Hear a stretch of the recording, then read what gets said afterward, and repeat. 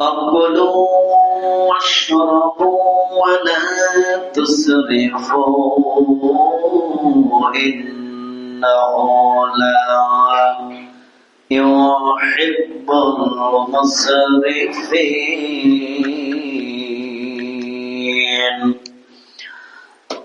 ألا بذكر الله تطمئن القلوب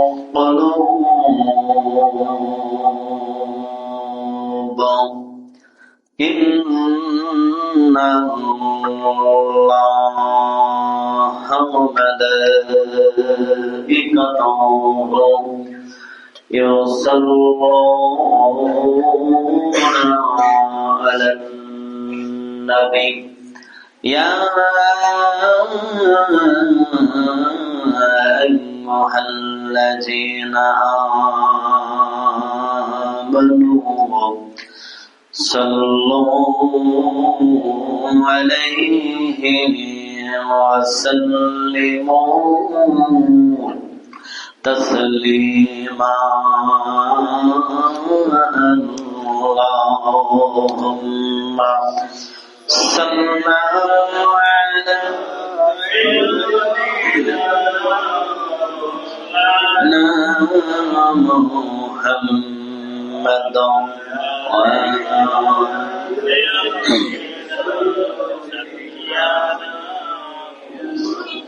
তুমি যদি মকনা করো আল্লাহ বান্দারে বলো তো তোমার বান্দা যাবে কার কাছে আদর করিয়া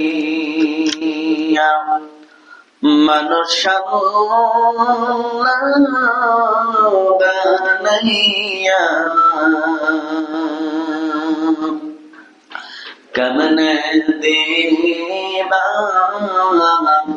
জাহান্নামে ফেলিয়া আল্লাহুম্মা সাল্লি আলা সাইয়্যিদিনা মাওলানা মুহাম্মাদ وعلى آله سيدنا شفيعنا محمد بلغ الهدى بكماله كشف الدجى بجماله حسنة جميع خصاله صلوا عليه وعلى آله اللهم صل على مولانا محمد وعلى آله سيدنا شفيعنا محمد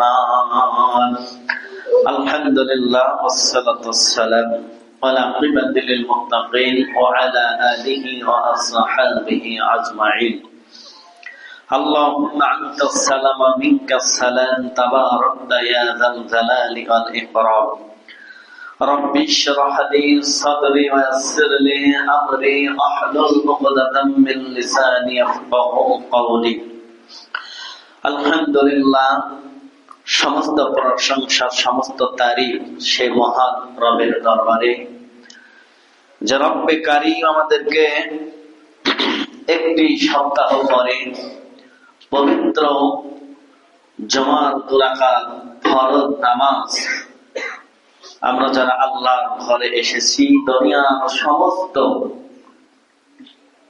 পাপচা কাজ থেকে অব্যাহত করে যেই মাহবুব আমাদেরকে তার ঘরে নিয়ে এসেছেন, এজন্য আমরা সকলেই শুকর অজান করছি বলে আলহামদুলিল্লাহ। সকলেই পড়ি রব্বানা লাকাল হামদ হামদান কাসীরান তাইয়্যিবান মুবারাকান ফীহি। সম্মানিত মুসল্লিবৃন্দ, আমাদের সামনে মাহে রমজান মাস। আল্লাহ রাব্বুল আলামিন এমন একটি মাস আমাদের মাঝে আগমন করতে যাচ্ছে, যা আমরা এখনো অনেকে এই মাস পাবো কিনা এটার গ্যারান্টি আমরা দিতে পারছি না, ঠিক কিনা বলেন? আমরা যে বেঁচে আছি এটাই আমাদের বিশ্বাস। মারা যাবো এনি টাইম, যে কোনো মুহূর্তে, যে কোনো সময় মৃত্যু আমাদের জন্য অপেক্ষা করছে। প্রতিনিয়তে, প্রতি মুহূর্তে, প্রতি সেকেন্ডে এই দুনিয়া থেকে অসংখ্য মানুষ আল্লাহর ডাকে সাড়া দিয়ে তারা দুনিয়ার এই জিন্দেগি ছেড়ে আখিরাতের জীবনে তারা চলে যাচ্ছে। এটা আমাদের আপনজন, প্রিয়জন আমাদের মাঝ থেকে তারা এক নিমিষে, মুহূর্তের মধ্যে তারা আমাদের মাঝ থেকে চলে যাচ্ছে। না জানি আল্লাহ ডাক কবে আমার আপনার উপরে আসতে পারে, বলেন ঠিক কিনা? আল্লাহ রাব্বুল আলামিন যেই দিন আজরাইলের মাধ্যমে আমাদেরকে সম্বোধনা করা হবে,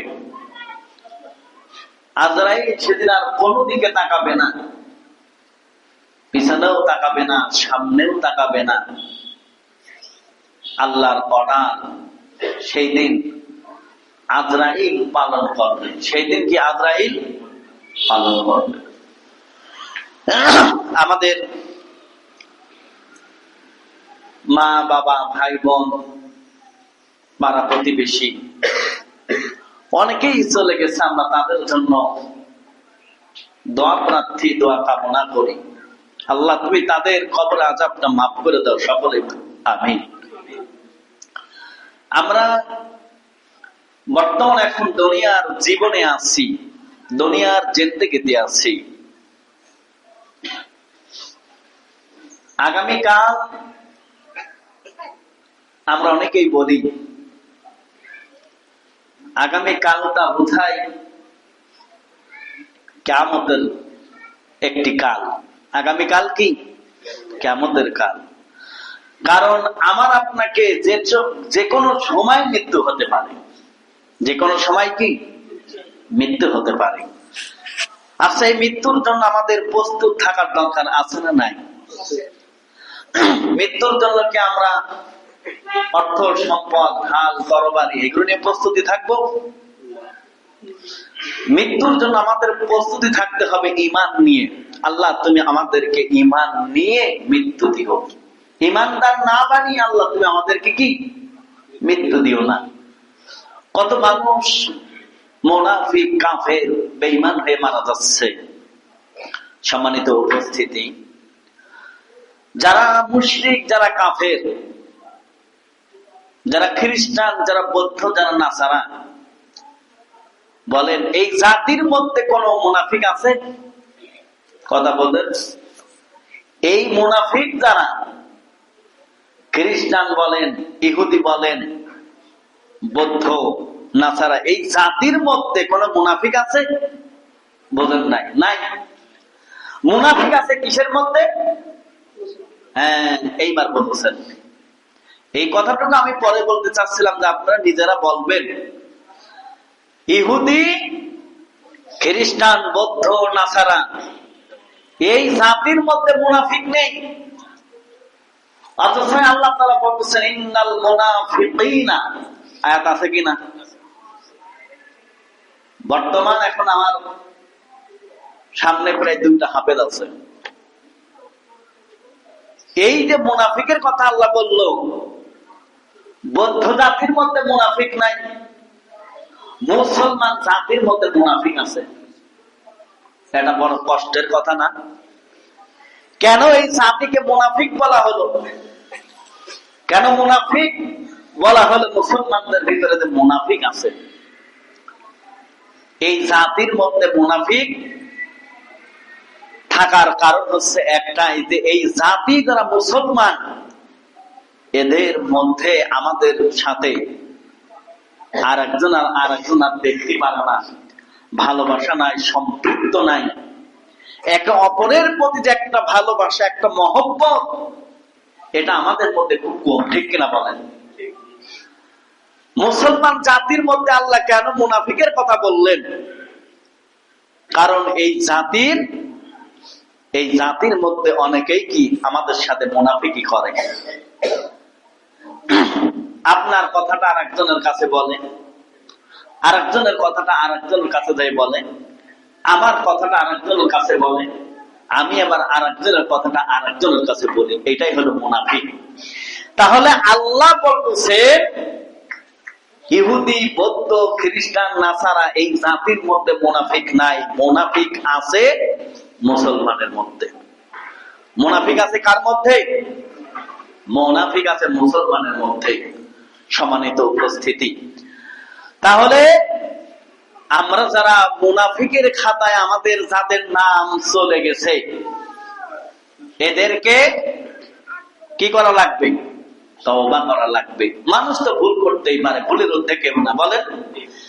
এমন কোন মানুষ বলতে পারবে না যে আমার ভুল নাই। আবার এমন কোন মানুষ বলতে পারবে না যে আমি স্বয়ং সম্পূর্ণ পরিপূর্ণ একজন মানুষ। কেউ বলতে পারবে? কেউ বলতে পারবে না। কারণ স্বয়ং সম্পূর্ণ কোন মানুষই নাই। হয় একজন মানুষের অসুখ আছে, নাই তার পারিবারিক সমস্যা আছে, অর্থনৈতিক সমস্যা আছে, যে না যে কোনো ভাবেই আমরা একদিক না একদিক আমাদের সমস্যা একটু আছেই, বলেন ঠিক কিনা? তারপরেও আমরা মানুষ হচ্ছে ভুলের ঊর্ধ্বে নাই। আল্লাহ রাব্বুল আলামিন এই জন্য কবর আমাদের জন্য অপেক্ষা করতেছে। এই বছরে, এই 25 সালে এবং 26 সালে প্রথমে আমি একটা দর অনুষ্ঠানে গেছিলাম মহেন্দ্রপুরের দিকে, ইদ্রাপুর। সেখানেও একজন বক্তা বলতেছে যে এই বছরে যত মানুষ মারা গেছে, মানে করোনার চেয়েও বেশি। কালকে একজনের সাথে কথা হচ্ছে, বলতেছে যে মারা গেছে ওর রোগই ধরতে পায় না, বয়স অল্প। চিন্তা করেন, এত পরিমাণ মানুষ মারা যাচ্ছে, তারপরেও কি আমাদের কোন পরিবর্তন হচ্ছে? বলেন, আসলে আমাদের পরিবর্তন হওয়ার দরকার আছে কিনা? বলেন ভাই, আছে কিনা? আপনারা না, আমার সহ, যেহেতু আমরা কেউ ভুলের ঊর্ধ্বে, তারপর আমাদের ভুল হতে পারে। তবে আল্লাহ বলেছেন ভুল ত্রুটি আল্লাহ মাফ করে দেবেন, আল্লাহ ক্ষমা করে দেবেন যদি সে পরিবর্তন হয়, ইনশাআল্লাহ।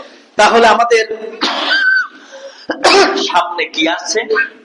মাহে রমজান মাস, এমন একটি মাস যা 11টি মাসের চেয়ে উত্তম বলা হয়।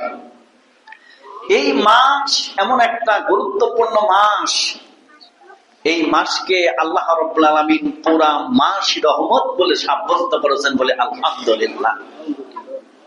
এই মাসে রাসূল সাল্লাল্লাহু আলাইহি ওয়াসাল্লাম আসার আগে আল্লাহ রাসূল নফল ইবাদত করতেন, প্রস্তুতি নিতেন।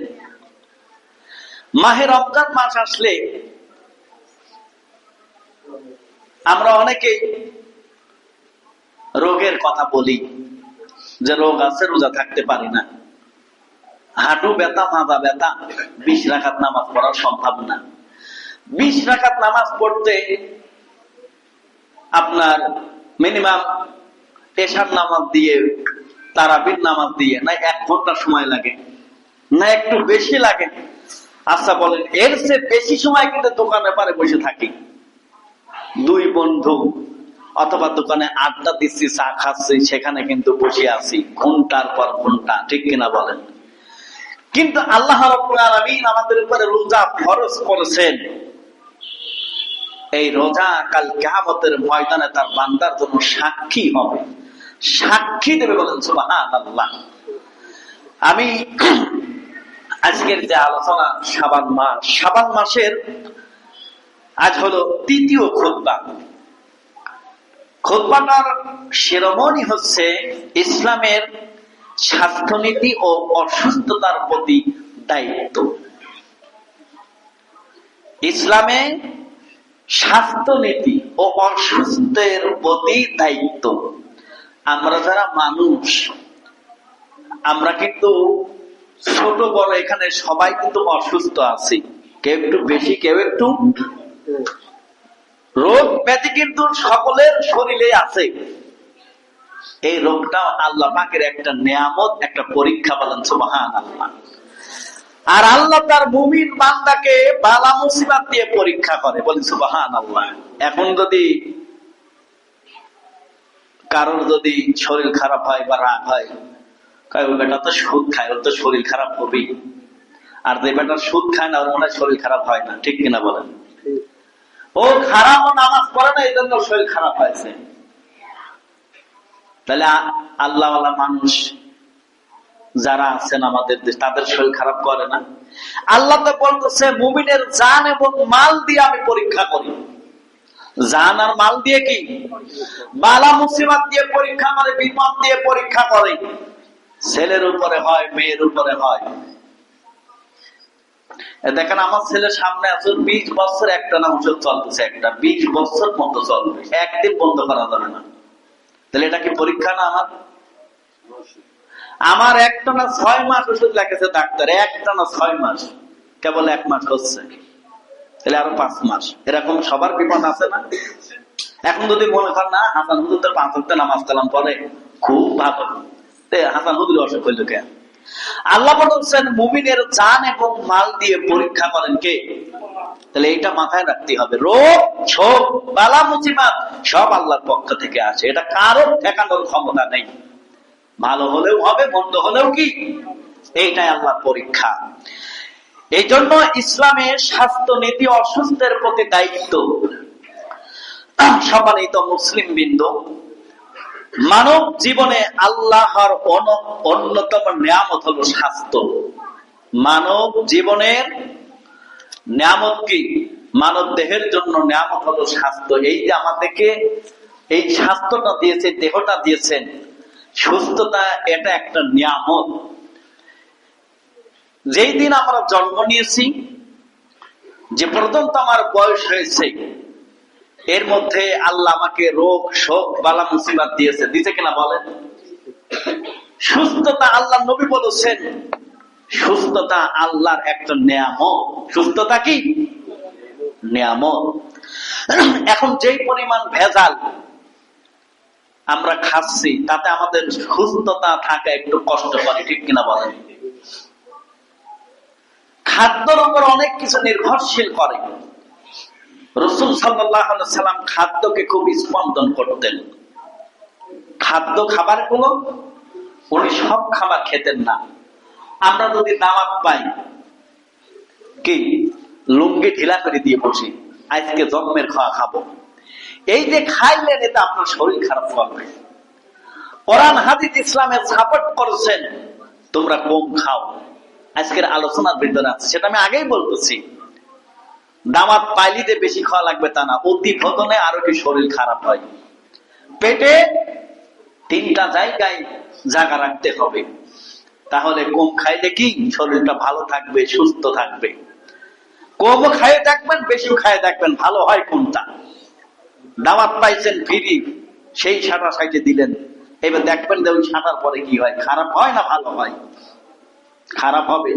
আর একটু কম খান, দেখবেন সুস্থ থাকবেন। নবীজি বলেছেন, আমি না, আল্লাহ রাব্বুল আলামিন বলেছেন, মানব জীবনে আল্লাহর অন্যতম নিয়ামত হলো স্বাস্থ্য। স্বাস্থ্য শুধু দুনিয়ার নিয়ামতই নয়, আল্লাহর ভালোবাসা লাভের মাধ্যম, কারণ আল্লাহর শক্তিশালী ও সুস্বাস্থ্যের অধিকারী বান্দাকে আল্লাহ ভালোবাসেন। আল্লাহ বলতেছেন সুস্বাস্থ্য দেহের অধিকারী শক্তিশালী বান্দাকে আল্লাহ ভালোবাসেন।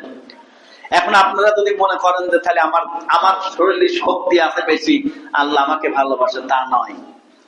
নিচের হেডিং কি বলতেছে দেখেন, আপনার শক্তি থাকতে পারে, ওই শক্তি আল্লাহ পছন্দ করে না, ওই শক্তি আল্লাহ ভালোবাসে না।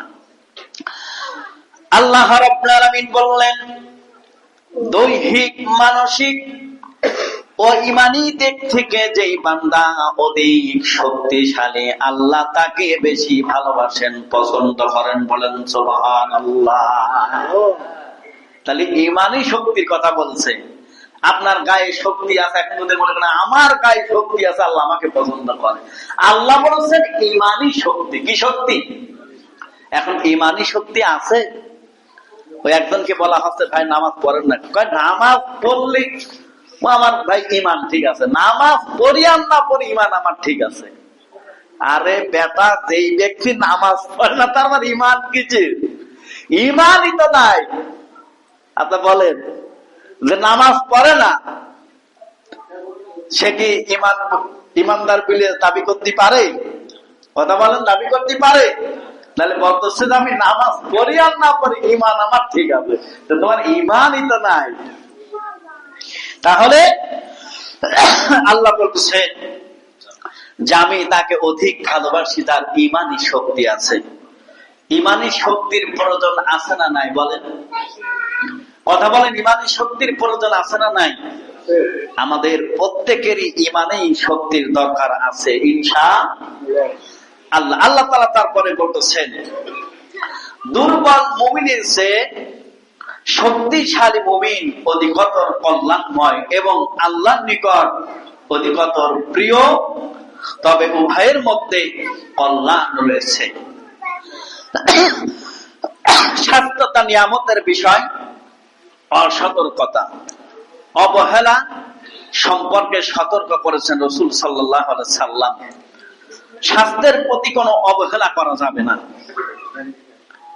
এই যে আল্লাহ আমাদেরকে স্বাস্থ্য দিয়েছেন, এর প্রতি কোনো অবহেলা কি করা যাবে না। কারণ আল্লাহ তাআলা বলছেন যে অবশ্যই স্বাস্থ্যতার প্রয়োজন আছে, সুস্থ থাকার প্রয়োজন আছে প্রত্যেকেরই। আল্লাহ রাব্বুল আলামিন বলছেন দুটি নিয়মের বিষয়ে অধিকাংশ মানুষই অসতর্ক ও প্রতারিত, ও সুস্থতা ও অবসর। হাদিস থেকে আমরা জানতে পারি যে শরীরের সুস্থতা, পরিবারের শান্তি ও নিরাপত্তা, খাদ্যের নিশ্চয়তা ও তিনটি বিষয় জাগতিক জীবনে মানুষের সবচেয়ে বড় পাওয়া। রাসূল সাল্লাল্লাহু আলাইহি সাল্লাম বলেছেন তোমাদের মধ্যে যেই ব্যক্তি দেহের সার্বিক সুস্থতা এবং পরিবারের নিরাপত্তা নিয়ে দিবস শুরু করে এবং তার কাছে যদি সেই দিনের খাদ্য সঞ্চিত থাকে, তবে সে যেন পুরো দুনিয়ায় লাভ করলো। বলেন সুবহানাল্লাহ। আজকে আমরা এখানে সবাই কিন্তু অর্থনৈতিক ভাবে সবাই কিন্তু স্বাবলম্বী না। কি সবাইকে স্বাবলম্বী বলেন? কেউ ভালো, কেউ মন্দ, এরকম নিয়েই আমরা কিন্তু আমাদের জীবন যাপন করতেছি। আমি আগেই বলেছি যে আমরা কেউ কিন্তু স্বয়ং সম্পূর্ণ নয়, কেউ কি আমরা স্বয়ং সম্পূর্ণ নয়। আল্লাহ রাব্বুল আলামিন এখানে বলতেছেন, অতি সংক্ষেপে আমি বলি, আল্লাহ তাআলা খাদ্যর কথা বলেছেন। রোগ ব্যাধির কারণ অনুসন্ধান করে, তাহলে সাধারণভাবে মানুষ যে খাবারগুলি আমরা খাচ্ছি এগুলোর কারণ আমাদের অনেক সময় রোগ শোকটা একটু বেশি হয়। আগেকার মানুষগুলি অনেকদিন বেঁচে গেছে, কিন্তু ইদানিং এর মানুষ বেশি একটা বাঁচতে পারছে না। আল্লাহ রাব্বুল আলামিন এক নম্বরে বলেছেন খাদ্য বা খাদ্যাভ্যাস জনিত। যেমন খাদ্যের অভাব ক্ষতিকর, খাদ্য গ্রহণে অতি ভোজন। খাবারটা বেশি খাওয়া যাবে না। খাবারটা কি? খাবারটা বেশি খাওয়া যাবে না। আল্লাহ তাআলা এখানে বলতেছেন। দুই নম্বরে বলতেছেন যে অলসতা। অলসতা কি? কিছু মানুষ আছে অলস, কাজ করতে চায় না, আছে না নাই? রাসূল সাল্লাল্লাহু আলাইহি সাল্লাম পরিশ্রমিক হতে বলেছেন, পরিশ্রমিক, ঠিক আছে, পারিশ্রমিক করার কথা বলেছেন। পারিশ্রমিক কথা কে বলেছেন? রাসূল বলেছেন। 3 নম্বরে বলতেছেন যে অনিয়মিত জীবন যাপন করা। আল্লাহ রাব্বুল আলামিন আমাদেরকে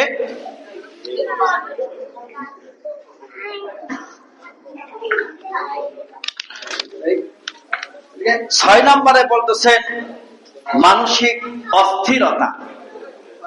মানসিক কি? অস্থিরতা। 7 নম্বরে বলতেছেন অসতর্কতা। একজন মুমিন যদি অতি সাধারণ ভাবে ইসলাম নির্দেশিত জীবনযাপন করে তবে এই সকল কারণ সবই তার জীবন থেকে বিদায় নেয়। আমরা অনেকেই আমাদের সুস্থতার জন্য অনেক সময় অনেক চেষ্টা করি যে সুস্থতা আমরা থাকতে চাই, কিন্তু অনেক সময় খাদ্যের কারণে, অভাবের কারণে আমাদের সুস্থতা থাকা হয় না। যেটা আমার দেহের জন্য প্রয়োজন এটা আমরা সময় মতন দেহকে দিতে পারছি না। দেহ মনে করেন একটা ইঞ্জিন,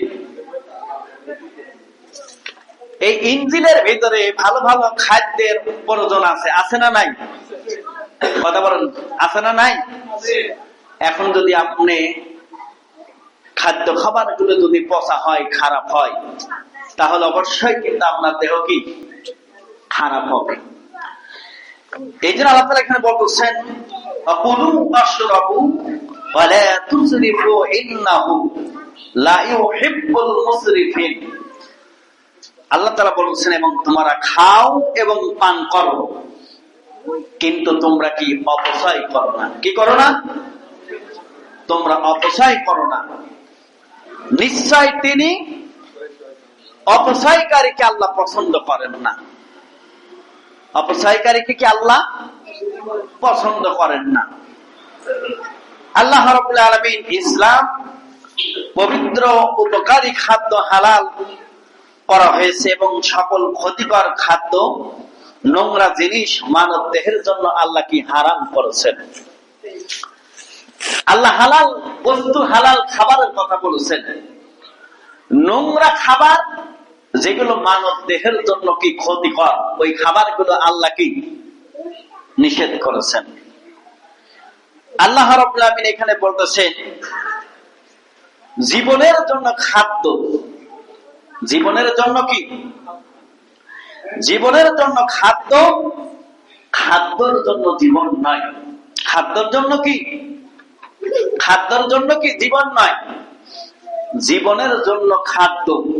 তাহলে জীবনের জন্য যদি খাদ্যর দরকার হয় তাহলে সেই খাদ্যটাই হতে হবে কি হালাল।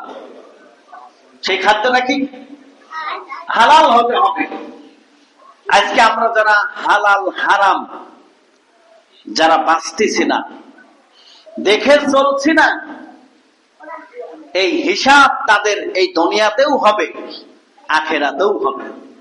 ঠিক কিনা বলেন? তাহলে আল্লাহ বলতেছেন জীবনের জন্য খাদ্য, খাদ্যর জন্য কি জীবন নয়। আপনার মনে চাইলেও আপনি যেটা সেটা খাইলেন, এটা হতে পারে না। আল্লাহ রাব্বুল আলামিন বলতেছেন অবশ্যই আল্লাহ খাদ্য মানুষের জন্য সেই ব্যবস্থাটা আল্লাহ করে রেখেছেন, হালাল খাবার। এই দুনিয়াতে আমরা যারা এসেছি আল্লাহ সবারই খাদ্যের রিজিকের ব্যবস্থা করে আল্লাহ কি দুনিয়াতে পাঠিয়েছেন। কি করে পাঠিয়েছেন? খাদ্য খাবারের রিজিকের মতো ব্যবস্থা করে আল্লাহ পাঠিয়েছেন। আল্লাহ রাব্বুল আলামিন আমাদের জন্য হালাল খাদ্যের কথা বলেছেন। কি খাদ্য বলেন? হালাল খাদ্য। আল্লাহ তাআলা এখানে বলতেছেন যে কোন মানুষের জন্য হারাম খাদ্য কি জায়েজ না। হারাম খাদ্যটা কোন মানুষের জন্য, আল্লাহ দেহের জন্য ক্ষতিকর খাদ্যকে একদম হারাম করেছেন। দেহের জন্য ক্ষতিকর খাদ্য আল্লাহ হারাম করেছেন। আমরা অনেকেই বিড়ি খাই, অনেকেই সিগারেট খাই, এই দুইটা বাদ দিয়ে আবার অনেকে আমরা গাঁজাও খাই। এই তিনটাকে বাদ দিয়ে আমরা একবার ইয়াবা ট্যাবলেটও খাই। খাই কিনা বলেন? কথা বলেন, খাই কিনা? এটাকে বাদ দিয়ে আমরা আরেকটা খাই, ডাইলও খাই, ফেন্সিডিল খাই। খাই কিনা বলেন? আমি তাকে ডালের কথা খালি বলতাম, এবার কোন ডাল? ডাল খাওয়া তো ভালো, কিন্তু এ ডাল যে সে ডাল, এটা পুরো বড় ডাল। তাহলে এই খাদ্যগুলোকে আল্লাহ মানব দেহের জন্য হারাম করেছেন। মানব দেহে যখন এই খাদ্যগুলো যখন যাবে, তখন মানুষের দেহের স্পেটা নষ্ট হয়ে যাবে, নষ্ট করে দেবে। দেবে কে? তাহলে আপনার দেহকে নষ্ট করার জন্য দায়ী হবেন কে? আকিদ বিড়ি খেয়ে এখন নেশা কাটে না, এখন গাঁজাই টানা লাগবে। কথা কর না কেন? বছরে একবার কুষ্টিয়া জেলায় লালনের মেলায় হাজার হাজার মন গাঁজা ছাড়িয়ে দেয়। পাগলা বাবার কারখানা। গাঁজা খায়া কারো হুঁশই নাই। এরকম আছে না? নাই? মিথ্যা বলছি? আমি কোরআন এবং হাদিস দিয়ে বলছি। তাহলে এটা আল্লাহ কি? এটা আল্লাহ মানব দেহের জন্য আল্লাহ নিষিদ্ধ করে দিলেন, হারাম করে দিলেন। আর আমার দেশের মানুষগুলো গাঁজায় টানে, এইটাই বড় সুখ, এইটাই বড় আরাম। বলে নাউযুবিল্লাহ। গাঁজায় যদি শান্তি হয়, ইয়াবাই যদি শান্তি হয়, আকিদ বিড়িতে যদি শান্তি হয়, তাহলে তোমার ভাত খাওয়ার দরকার কি? এগুলো কোনো শান্তি নাই। মানুষ দেহের স্পাকে সুন্দর রাখার জন্য, সুস্থতা রাখার জন্য আল্লাহ মানব দেহের জন্য অনেক খাবার আল্লাহ হালাল করে দিয়েছেন, আর অনেক খাবার আল্লাহ হারাম করে দিয়েছেন। হারাম খাবার গুলো যারা খাবে তাদের দেহে অবশ্যই কি ক্ষতিকর হবে। তাহলে আল্লাহ রাব্বুল আলামিন আমাদেরকে এই হারাম খাবার থেকে আল্লাহ আমাদের সবাইকে কি হেফাজত করুন। যারা দুনিয়াটা বিড়ি খান, বর্তমান যারা এখানে উপস্থিত আছেন, যদি দুনিয়াটা বিড়িও খান, তাও আল্লাহর রাস্তে ছাড়িয়ে দেন। বিড়ি খাওয়া যদি আপনি কোন জায়গা হালাল দেখাতে পারেন, তাহলে আমিও খাবো, আমিও খাবো। দরকার নাই আমার ইমামতি থাকার না থাকা, আমিও খাবো। খালি এক টাকা দেখান যে হাজার নতুন দেখাইতে বিড়ি খাওয়া হালাল, আমি ওখান থেকে শুরু করবো। কোথাও জীবনে দেখাতে পারবেন না, কোথাও পারবেন না। যেটা আল্লাহ আজ থেকে 1500 বছর আগে হারাম করে দিয়েছেন, এই হারাম আপনি খেতে পারবেন না। এই হারাম মুসলমানের জন্য দায়িত্ব নয়, ঠিক কিনা বলেন? কোন মুসলমান, কোন ইমানদার বিড়িও টানতে পারবে না। কষ্ট পালেন? এক জায়গা দেখান, আমি জনতাকে সামনে নিয়ে বললাম, এক জায়গা দেখান যে বিড়ি খাওয়া যায় যাচ্ছে, কোথাও পাবেন না, কোথাও পাবেন না। বিড়ি না খায় যদি কলের যদি এক গ্লাস পানিও খান, সাদা পানি, তাও আপনার কি দেহের জন্য উপকার হবে, ঠিক কিনা বলেন? প্রত্যেকটা দেহের তার প্রাপ্য অধিকার আছে। এই কথাটা বলে আমি শেষ করে দেব। তোমার চক্ষুর প্রাপ্য অধিকার রয়েছে তোমার উপরে, তোমার চোখের প্রাপ্য অধিকার রয়েছে তোমার উপরে, তোমার দেহের প্রাপ্য অধিকার রয়েছে তোমার উপরে। দেহের অধিকার আছে না নাই? তোমার স্ত্রীর প্রাপ্য অধিকার রয়েছে তোমার উপরে, তোমার মেহমানদের প্রাপ্য অধিকার রয়েছে তোমার উপরে, এবং তোমার বন্ধুর প্রাপ্য অধিকার রয়েছে তোমার উপরে। কতগুলো অধিকার বলেন? কয়টা অধিকার আমরা পালন করছি বলেন? এই অধিকার গুলো, এই যে চোখ দিয়েছে, হাত দিয়েছে, এগুলো সব হিসাব হবে। কোন খাতায় ব্যয় করেছে হাত আর পা, সেই দিন আল্লাহ তোমার মুকুট দিয়ে সাইজ করবে। সেদিন হাতও কথা বলবে, চোখও কথা বলবে, কানও কথা বলবে, নাকও কথা বলবে, পাও কথা বলবে। ভালো কাজের দরকার আছে না নাই? সবাই ভালো থাকবেন, সুস্থ থাকবেন। এই কাজগুলো আমাদেরকে করতে হবে। যারা দুনিয়াটা বিড়ি খান, আজকে নিয়ত করবেন তার খাবো না, পারবেন নিয়ত করতে? যেই প্যাকেটটা কয় টাকা নেয় একটা সিগারেটের প্যাকেট? বলেন তো আনুমানিক, আমি তো জানি না, বাস্তব আমি জানি না। কত? 100 টাকা 50 টাকা। তাতে খাই নাকি? 100 টাকা বা 50 টাকা প্যাকেট যদি হয়, তাহলে হাফ কেজি 1 কেজি দুধ হয়। এই হাফ কেজি 1 কেজি দুধ পরিবারের সবাইকে নিয়ে খাইলে ভালো হবে না মন্দ হবে? যদি 1 কেজি দুধের ভিতর যদি 1 কেজি পানিও দেন তাও ভালো হবে, ফল পান নিয়ে তো খাচ্ছি। আর আপনি যদি এই হুকই টান মারি আপনার ছোট্ট শিশুর মুখে যদি আপনি চুমো খান, ওই বাচ্চার ভবিষ্যৎ নষ্ট করলেন আপনি। হাসান হুজুর কি কোনো খারাপ কথা বলতেছে? সুন্দর কথা। এই মুখ দিয়ে সিগারেট টানে বাচ্চার মুখে চুমো দেওয়ার আপনার অধিকার নাই।